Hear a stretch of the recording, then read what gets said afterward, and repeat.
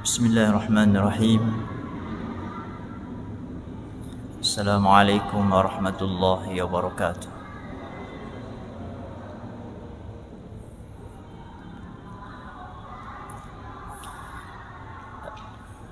Alhamdulillahilladzi ahsana tadbiral kainat wa khalaqal aradina was samawat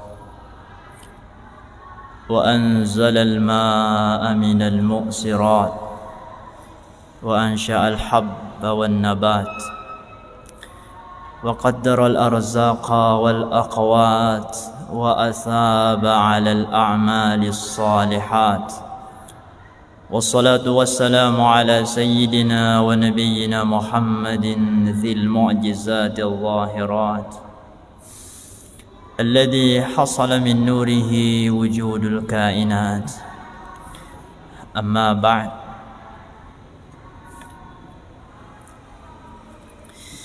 jemaah yang dimuliakan Allah Subhanahu wa taala, kita masih di bab tentang khauf kepada Allah atau takut.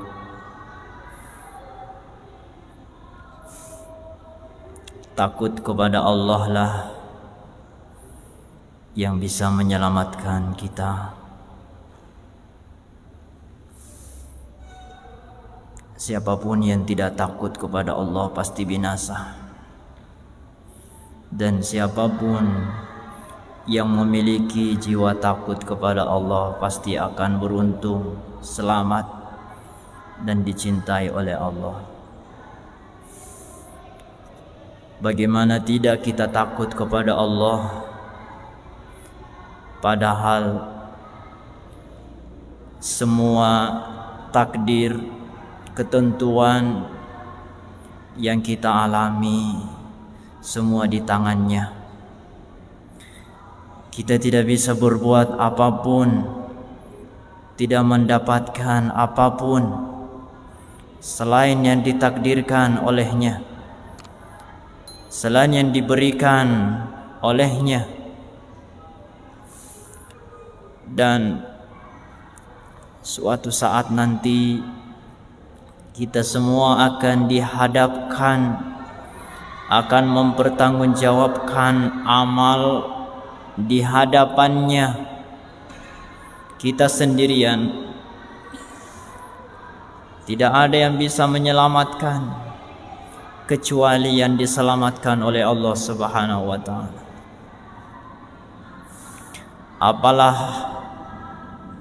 jawaban kita ketika nanti ditanya oleh Allah, wahai engkau manusia,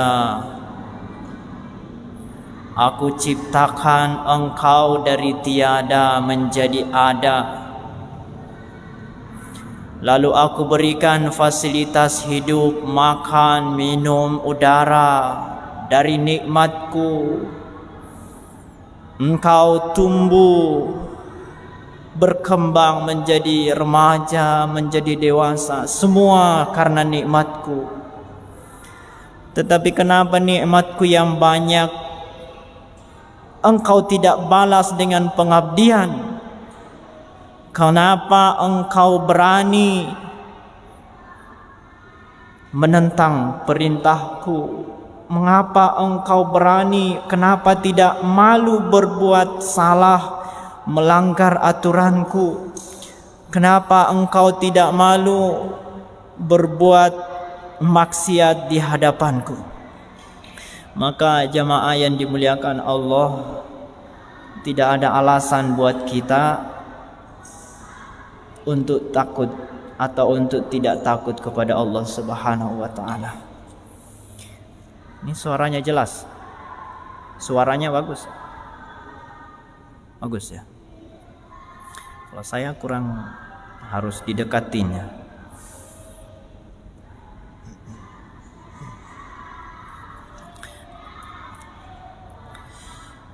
Kemarin kita sampai pada riwayat atau kisah yang kedua tentang orang-orang yang takut kepada Allah Subhanahu wa taala. Jadi kenapa Imam Al-Ghazali menceritakan atau membahas cerita ini, kisah-kisah ini, supaya kita bisa mengambil pelajaran. Ternyata ada orang yang sudah hampir berbuat maksiat, berbuat zina, tapi karena takutnya kepada Allah tidak jadi melakukan itu. Jadi yang sudah hampir aja melakukan itu bisa, Pak, bisa batal. Kalau yang sudah mendekati banget, makanya firman Allah kan wala taqrabuz zina, jangan engkau mendekati zina. Karena kalau sudah mendekati itu berat untuk menghindarinya. Jadi mumpung masih jauh, hindari, Pak. Mumpung bapak ibu masih bisa menjaga diri dari mendekati maksiat, jangan mendekati. Karena kalau sudah mendekati itu berat sekali, karena tarikannya kuat, Pak. Tidak mudah kita melawan tarikan nafsu. Tapi ada orang yang sudah hampir tapi masih bisa. Nah, kalau yang sudah hampir, sudah dekat sekali, itu aja bisa membatalkan karena takut kepada Allah, apalagi yang masih jauh. Jadi buat kita jangan coba-coba ya mendekati. Jadi berusaha semaksimal mungkin untuk bisa menjauhi karena takut kepada Allah. Jadi pentingnya rasa takut tuh bisa menjadi pencegah. Kita pernah bahas dulu takut dan harap, khauf dan roja. Khauf itu rem, roja itu gas. Jadi harap kita jadi semangat, ya Allah mudah-mudahan Allah memaafkan aku. Tapi kalau roja aja semangat harap terus, itu bahaya. Harus ada khauf sebagai rem. Jadi gas, rem itu harus dua-duanya ada. Kalau rem terus ya nggak jalan mobilnya. Tapi kalau gas nggak ada remnya, Bapak berani naik mobil nggak ada remnya? Gas aja nggak ada rem, berani? Langsung jatuh, nanti nyemplung ke jurang. Harus dua-duanya, Pak. Baik, kita baca Arabnya hikayatan atau hikayatun. Kalau diterjemah halaman 7, paragraf kedua. Baik, kita mulai ngaji kitab Mukasyafatul Qulub malam ini dengan menghadiahkan bacaan surah Al-Fatihah kepada Syekh Al-Imam Al-Ghazali Abu Hamid Muhammad ibn Muhammad ibn Muhammad ibn Ahmad Al-Ghazali At-Tusi Asy-Syafi'i qaddasallahu sirrah wa nawwara darihah wa nafa'ana bihi wa bi ulumihi fid darain amin. Al-Fatihah. A'udzu billahi minasy syaithanir rajim. Bismillahirrahmanir rahim. Alhamdulillahi rabbil alamin. Arrahmanir rahim. Maliki yaumiddin. Iyyaka na'budu wa iyyaka nasta'in. Ihdinas siratal mustaqim. صراط الذين أنعمت عليهم غير المغضوب عليهم ولا الضالين آمين. قال المؤلف رحمه الله تعالى ونفعنا به وبعلومه في الدارين آمين. Hikayatun, yang Arabnya silakan dicari kata hikayah.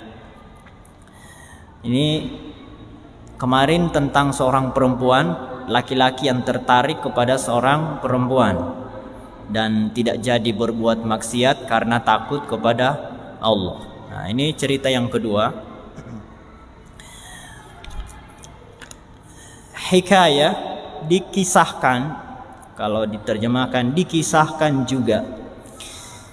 Karena fi Bani Israel, dulu di masa Bani Israel, rajulun abidun dzu'yalin, ada seorang atau seorang laki-laki abidun yang ahli ibadah, dzu'yalin yang sudah berkeluarga. Jadi dulu zaman Bani Israel, zamannya Nabi Musa, ada seorang yang ahli ibadah, laki-laki dan sudah berkeluarga. Dia punya keluarga. Wa asabathul muja'atu wa sara muttarran. Suatu hari keluarganya ditimpa kelaparan. Jadi kelaparan, Pak, keluarganya itu. Anak dan istrinya, dia juga. Faba'atha imra'atahu litatluba syai'an li'iyaliha. Maka laki-laki tersebut, sang suami, itu menyuruh istrinya untuk datang meminta tolong kepada orang. Kalau di sini dia memerintahkan istrinya untuk mencari sesuatu makanan untuk anak-anaknya. Jadi harusnya sih sang suami ya yang pergi ya. Ini ya zaman Bani Israel ya, biasa istrinya yang disuruh. Ini repot ini. Keliru ini, harusnya laki-laki yang mencari makan tuh, bukan istri. Tapi nggak apa-apa ya, kenyataannya begitu ya, sudah.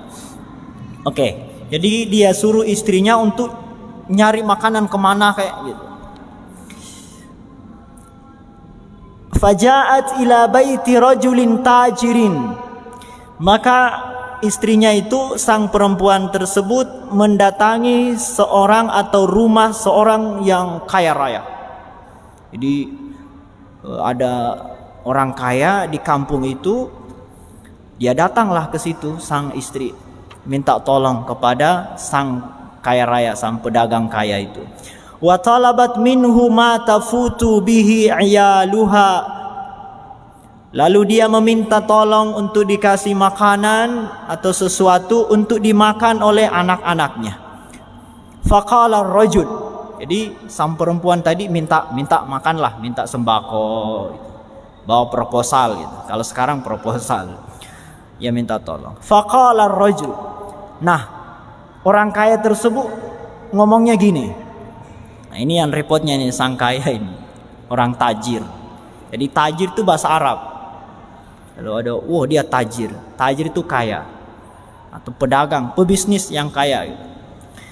Faqala ar-rajul.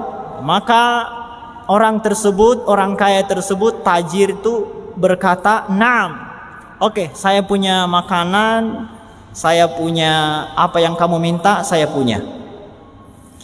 Walakin makkinini min nafsik." Tapi nah ini yang repot. Aku menginginkan dirimu. Ternyata sang tajir tadi mau menolong tapi ada syaratnya. Ya seperti itu. Saya mau bantu, saya kasih, tapi aku menginginkan dirimu. Kalau di sini apa terjemahannya?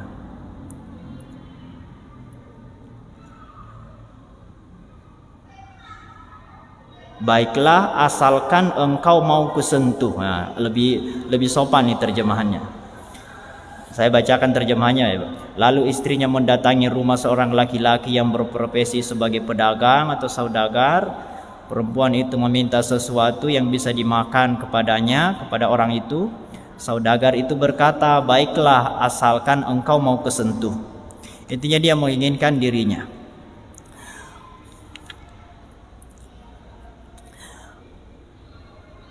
Mana tadi? Fasakatat almar'atu. Lalu perempuan itu terdiam, kaget, Pak. Kita minta tolong makan, kok malah syaratnya begitu ya? Perempuan itu terdiam, kaget dan tidak bisa berkata-kata. Wa adat ila baitiha. Lalu langsung Pak pergi. Perempuan itu langsung pergi pulang ke rumah. Dia langsung pulang ke rumahnya karena takut. Ternyata laki-laki tajir itu aneh-aneh. Mau menolong tapi syaratnya aneh. Lalu dia pergi langsung pulang ke rumah.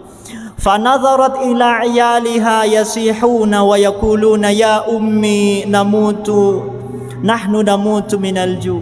Ketika sang ibu pulang ke rumah, buka pintu, waduh, dia lihat anak-anaknya pada nangis, kelaparan, Pak. Dan anak-anaknya itu berkata, ya ummi, wahai ibuku, nahnu namut, kami mau mati minal ju' karena lapar. Wahai ummi, wahai ibuku, kami ini mau mati kelaparan. A'tina ma na'kulu, berikanlah sesuatu yang kami bisa makan. Kira-kira kalau kita kayak gitu, gimana seharusnya? Ada yang mau menolong, tapi syaratnya ya begitu. Ya mau menolong kalau harga dirinya perempuan itu diberikan kepadanya. Tapi satu sisi perempuan ini anaknya mau mati. Ayo, kira-kira kalau bapak ya mengalami, udah nggak usah mikir lah. Seberada kita teruskan. Makin menarik nih ceritanya. Nah, melihat anak-anaknya nangis, Pak, yang menjerit itu ingin makan karena kelaparan. Fadhahabat ila rajuli wa kallamathu fi amri 'aliha. Maka perempuan tersebut balik lagi, Pak. Berangkat lagi, enggak tega melihat anaknya yang kelaparan itu. Balik, Pak, ke orang itu, balik ke rumah saudagar atau tajir itu. Kembali lagi. Lalu setelah sampai di sana, dia sampaikan lagi, anak saya mau mati, tolong. Keluarga saya kelaparan, tolong berikan sesuatu yang bisa kami makan untuk bertahan hidup. Faqala laha, maka sang tajir berkata lagi, atakunu hajati maqdiyatan, mau nggak syarat yang saya sebutkan tadi itu? Apakah menerima permintaan saya? Ternyata belum berubah sang laki-laki itu. Faqalat, maka perempuan itu menjawab, na'am, baiklah. Ya perempuan itu begitu, Pak. Jadi kalau demi keluarganya, makanya kalau sekarang itu ya banyak pelacur apa itu yang PSK yang dia bekerjanya begitu demi menghidupi keluarganya. Emang perempuan itu cepat luluh kalau demi kehidupan keluarganya. Makanya mestinya cara membasmi pekerja-pekerja begitu adalah mencari jalan keluar, memberikan pekerjaan. Kalau dilarang saja nggak boleh, lalu nggak ada solusi, gimana, Pak? Orang anaknya mau mati, mau makan, dia nggak bisa makan. Jadi mestinya para pemangku jabatan itu yang punya wewenang, jalan keluarnya jangan hanya dilarang, tapi dikasih alternatif. Karena dengan itu dia akan berhenti. Tapi kalau enggak, dia akan rela, Pak. Perempuan itu akan rela memberikan apa saja demi keluarganya. Ya sama di sini. Jadi karena gimana lagi? Awalnya menolak, tapi daripada anaknya mati, ya enggak tega ya. Jadi lebih baik dirinya hancur daripada keluarganya atau apalagi anaknya mati. Nggak mungkin, pasti rela menyerahkan harga dirinya. Faqalat na'am, orang laki-laki perempuan tersebut, oke, baiklah, nggak apa-apa, asalkan anak saya hidup. Falamma, ini yang penting nih, garis bawahnya di sini. Falamma khala biha, Ketika laki-laki tajir tersebut sudah mendekati perempuan itu, sudah mau menyentuh perempuan itu,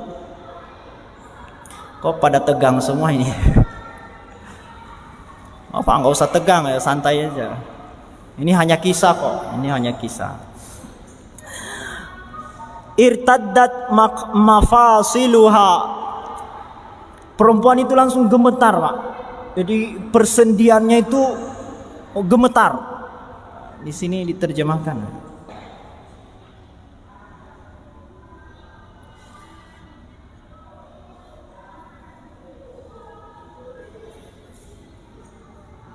Ini paling baris paling bawah. Ketika laki-laki saudagar itu berduaan dengan perempuan itu, persendian perempuan itu tiba-tiba gemetar hingga anggota tubuhnya hampir lepas dari badannya. Jadi saking takutnya, Pak, perempuan itu gemetar sampai-sampai kayak mau lepas kaki dan tangannya, gemetar.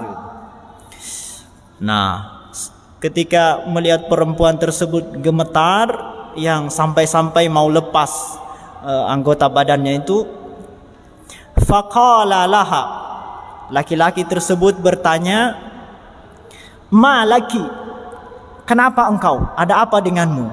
Faqalat, maka perempuan itu menjawab, inni akhafullah, aku ini takut kepada Allah. Jadi udah hampir melakukan maksiat dengan terpaksa, Pak. Perempuan ini sebenarnya nggak mau, hanya karena terpaksa. Lalu dia gemetar dan dia mengatakan, saya takut kepada Allah. Faqala ar-rajul, maka laki-laki itu juga berkata, innaki takhafina Allah ta'ala ma'a ma biki minal fakri. Engkau, kata laki-laki itu, engkau itu butuh takut, tapi takut kepada Allah. Jadi engkau aja butuh takut kepada Allah, padahal kamu butuh gitu. Jadi kamu takut kepada Allah padahal kamu kan butuh, kamu ada alasan.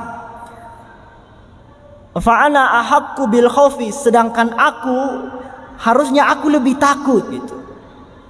Engkau beralasan, engkau punya hajat, engkau karena butuh, kok takut kepada Allah? Harusnya aku lebih takut, karena aku enggak butuh, aku enggak ada alasan. Harusnya aku lebih takut, itu maksudnya. Engkau aja butuh kok masih takut kepada Allah. Harusnya aku yang lebih takut kepada Allah. Wamtana anha, laki-laki itu langsung nggak jadi, Pak. Langsung menjauhi perempuan itu, nggak jadi berbuat maksiat.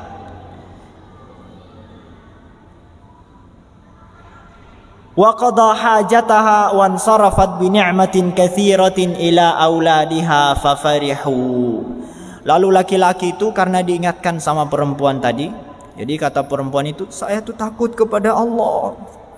Lalu laki-laki itu, engkau aja yang butuh takut kepada Allah, apalagi saya, mestinya aku lebih takut kepada Allah. Udah, nggak jadi berbuat, udah saya kasih aja kebutuhan kamu berapa saya kasih. Dikasih banyak gitu ya, pokoknya dikasih banyak.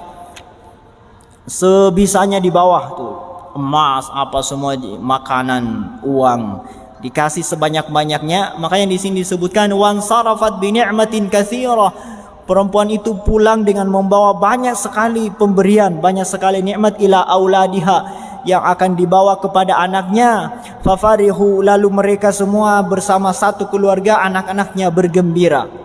Nah, dah selesai cerita itu. Jadi nggak jadi, dan laki-laki tersebut taubat, diingatkan sama perempuan tadi yang gemetar karena takut kepada Allah Subhanahu wa ta'ala. Fa'auhallahu ila Musa, maka Allah menurunkan wahyu kepada Nabi Musa alaihi salam, an kulli fulan ibni fulan anni qad ghafartu dzunubahu. Lalu Allah menurunkan wahyu kepada Nabi Musa, wahai Nabi Musa, katakan kepada lelaki itu, yang tadi tajir itu, katakan kepadanya, sesungguhnya aku telah mengampuni dosanya. Oke. Faja'a Musa alaihi salam, maka Nabi Musa langsung mencari orang itu, mana yang tajir itu. Kok Allah nyuruh saya menyampaikan kepadanya bahwa Allah telah mengampuni dosanya. Lalu setelah Nabi Musa ketemu orang itu, faqala, Nabi Musa berkata, la'allaka qad fa'alta khairan bainaka wa bainallah. Pasti ada amalanmu ini. Saya yakin pasti ada amalanmu yang keren gitu, sampai-sampai Allah itu mengampuni dosamu. Apa amalanmu? Pasti ada. Kok Allah menurunkan wahyu kepadaku bahwa Allah mengampuni dosamu? Jadi Nabi Musa pengen tahu amalan orang ini apa. Fadzakarul qissata alaihi, maka lelaki tersebut menceritakan, saya didatangi perempuan begini-begini, lalu dia minta tolong begini, akhirnya gini, nggak jadi, dan saya takut kepada Allah akhirnya, dan aku berikan apa yang dia butuhkan. Setelah diceritakan begitu, faqala, maka Nabi Musa berkata, innallaha ta'ala qad ghafara laka ma kana min dzunubik. Sesungguhnya Allah telah mengampuni dosamu karena engkau takut kepada Allah tadi. Jadi gara-gara perempuan tadi orangnya takut kepada Allah, akhirnya laki-laki juga ikut takut kepada Allah karena gemetar tadi, dan Allah mengampuni dosanya karena keduanya batal berbuat maksiat karena takut kepada Allah. Jadi poinnya di situ ya. Jadi Allah mengampuni keduanya karena menjauhi atau tidak melakukan dosa karena takutnya kepada Allah Subhanahu wa ta'ala. Waruwiya kadza fi majma'il lataif, begitulah yang disebutkan di dalam kitab apa ini? Majma' al-Lataif. Kita lanjut. Waruwiya anin Nabi sallallahu alaihi wasallam annahu qala, diriwayatkan bahwa Nabi Muhammadin sallallahu alaihi wasallam meriwayatkan. Jadi Nabi meriwayatkan. Gini Pak, kalau Nabi bersabda itu hadis nabawi.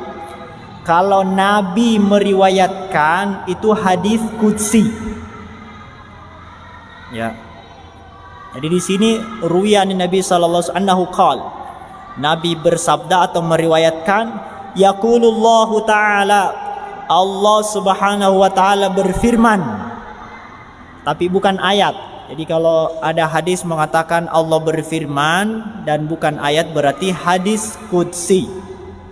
Nanti bagian Ustadz Didik nanti menjelaskan apa itu hadis qudsi. Dalam hadis qudsi Allah berfirman, apa firman Allah? La ajma'u ala abdi, atau la ajma' ala abdi khaufaini wala aminain wala amnain. Man khafani fid dunya amantuhu fil akhirah, wa man amannani fid dunya akhfaituhu yaumal qiyamah. Ini prinsip Pak. Jadi kata Nabi atau kata Allah Subhanahu wa ta'ala dalam hadis qudsi, tidak mungkin aku la ajma'u ala abdi, tidak mungkin aku menggabungkan pada hambaku khaufain, dua takut, wala aminain, dan dua rasa aman. Gini, kata Allah, tidak mungkin hambaku aku berikan rasa takut pada dua bersamaan. Jadi dua takut bersamaan dan dua rasa aman bersamaan. Apa dua itu? Dunia dan akhirat. Jadi man khafi fid dunya amantu fil akhirah. Siapa yang takut di dunia ini aman di akhirat.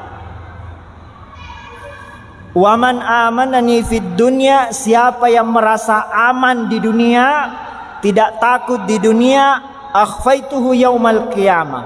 Nanti di akhirat hari kiamat saya akan bikin dia takut. Jadi nggak mungkin Pak dua-duanya. Nggak mungkin di dunia aman, nanti di akhirat juga aman, nggak. Kalau di dunia ini Bapak merasa aman, nanti akan dibikin takut di akhirat. Tapi kalau di dunia ini Bapak merasa takut, maka aman di akhirat. Nggak bisa di sini takut kok di sini juga takut, nggak. Atau di sini merasa aman, di sana kok aman, nggak. Kalau di sini Bapak tidak takut, nanti takutnya di sana. Jadi harus dua-duanya, harus milih salah satunya. Makanya kata Allah, saya tidak akan memberikan dua takut bersamaan. Siapa yang saya berikan rasa takut di dunia ini, insya Allah aman di akhirat. Tapi kalau di akhirat di dunia ini dia tidak takut, santai aja, nggak takut apa-apa, merasa aman, nanti di akhirat dia akan diberikan rasa takut. Dan takut di akhirat tentu lebih dahsyat daripada di dunia ini. Wallahu ta'ala a'lam. Nanti insya Allah kita lanjutkan pada pertemuan yang akan datang. Mudah-mudahan manfaat. Semoga kita semuanya diberikan oleh Allah Subhanahu wa taala rasa takut yang membuat kita itu semakin dekat. Ingat ya, takut yang kita bahas di sini bukan takut yang membuat kita menjauh. Takut kepada ular, kita jauh, lari dari ular. Beda. Kalau takut kepada Allah, takut yang membuat kita semakin mendekat kepada Allah Subhanahu wa taala. Semakin takut berbuat pelanggaran dan semakin takut kalau ibadah kita, kebaikan kita tidak diterima. Supaya kita jadi waspada, kita semakin hati-hati dan kita semakin tunduk kepada Allah Subhanahu wa taala. Jadi takut yang kita bahaskan dalam pembahasan ini adalah rasa takut yang menumbuhkan rasa takwa kita atau sikap takwa kita kepada Allah Subhanahu wa taala, karena Dia yang harus ditakuti, Allah yang Maha Agung, Allah yang Maha Besar, Allah yang Maha Kuasa. Tetapi Allah juga Maha menyayangi, Maha merangkul, Maha memaafkan, Maha mengampuni, dan Maha mencintai. Semoga kita semuanya diberikan rasa takut kepadanya yang membuat kita semakin patuh, dan semoga kita semua istiqomah di jalannya hingga merasa senang, bahagia dalam beribadah kepadanya, dan merasa bahagia dan tenang menjalani Islam dan syariat kita hingga nanti akhir hayat, husnul khatimah. Amin ya Allah ya rabbal alamin. Subhanakallahumma wa bihamdika asyhadu an la ilaha illa anta astaghfiruka wa atubu ilaik. Wal muwaffiq ila aqwamit thoriq. Wassalamualaikum warahmatullahi wabarakatuh.